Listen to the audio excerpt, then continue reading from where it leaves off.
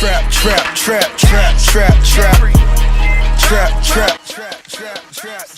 morning and welcome back to TRAPPIST News. I'm Allison Galler. And I'm Jameson O'Connor. Today is February 9th, 2016, and there are a lot of exciting things happening around the TRAPPIST-1 star, so let's get right into it. First things first, a comet has been found in the solar system and is threatening to hit TRAPPIST-1c. Well, you know a comet like that, Jameson. Oh, wow. Okay. I'm getting some very exciting news right now. There has just been a new planet discovered around the TRAPPIST-1 star. Yeah, the report that has just come in states that the planet has been named TRAPPIST-1d and was discovered by the transit or eclipse method, in which the dimming effect that a planet causes as it crosses in front of the star is measured. I just can't believe this right now. According to our trusted source, the planet has about the solar masses of 0.089 and a solar radii of 0.129, and it is Earth-like. And compared to the TRAPPIST-1 star, an ultra-cool red dwarf star, slightly larger and significantly more massive than Jupiter, the planet is small and is tidally locked with the larger star. Well, if you're a regular viewer, you know that the planet falls right in line with all other 6 planets that are Earth-size also, and they're also tidally locked with the TRAPPIST-1 star. But, unlike the other 6 planets, it is in a special category with TRAPPIST planets E and F, for it seems that TRAPPIST-1d is within the star's habitable zone, specifically the inner portion of the HC. Our viewers at home may be thinking that it has the same orbit or maybe the same distance like the Earth is to the Sun, but in contrast, TRAPPIST-1d orbits a lot closer to the star, and it only takes about 4 days and a couple hours to do an entire orbit. Yes, and it orbits very closely with the star with only a 0.0228 AU distance from TRAPPIST-1, and it is 2.2% of the distance between the Earth and the Sun. So you all might be thinking, oh my stars, it must be super hot there. But it's actually received 1.043 times the sunlight Earth receives because of the low luminosity of TRAPPIST-1 star.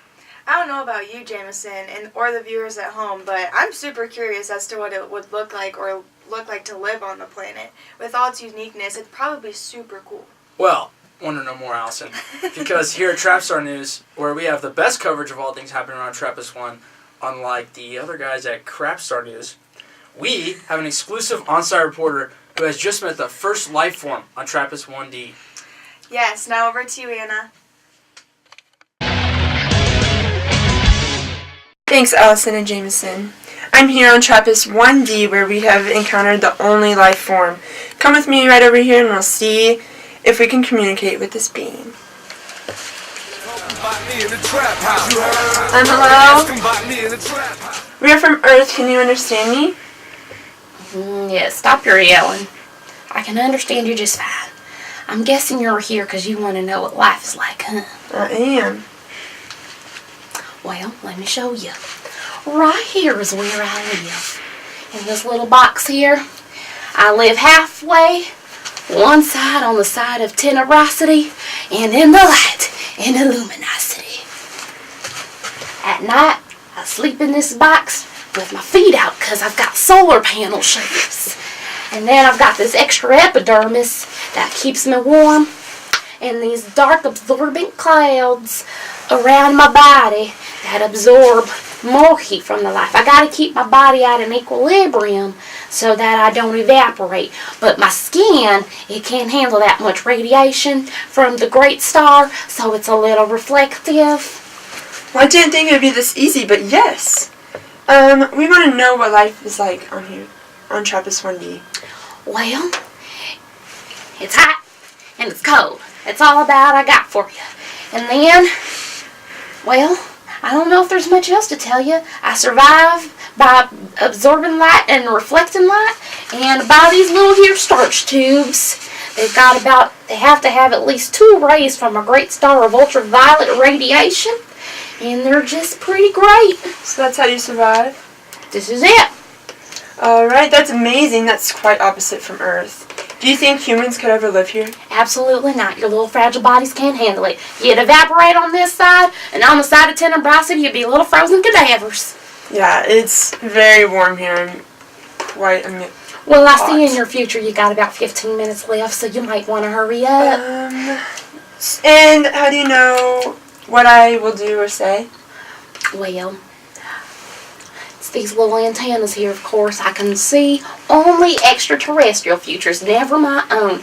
But it takes a lot of energy out of me. I've got to eat a lot of starch tubes for that, so I don't do it that much.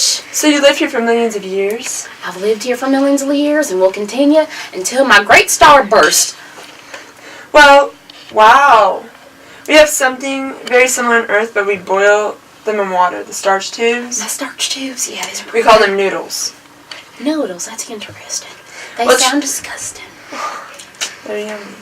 Well, Trappy, I would love to talk more, but I'm getting quite hot, and I shall be back for another exclusive interview. Well, peace and a bottle of hair grease. Thank you for your time. It has quite been an interesting day here on TRAPPIST 1D. Please stay tuned for our next broadcast, which will be our annual Trap-a-thon. 24-hour coverage, everything trap. Good night, folks. Trap, trap, trap, trap, trap, trap. Trap, trap, trap, trap, trap.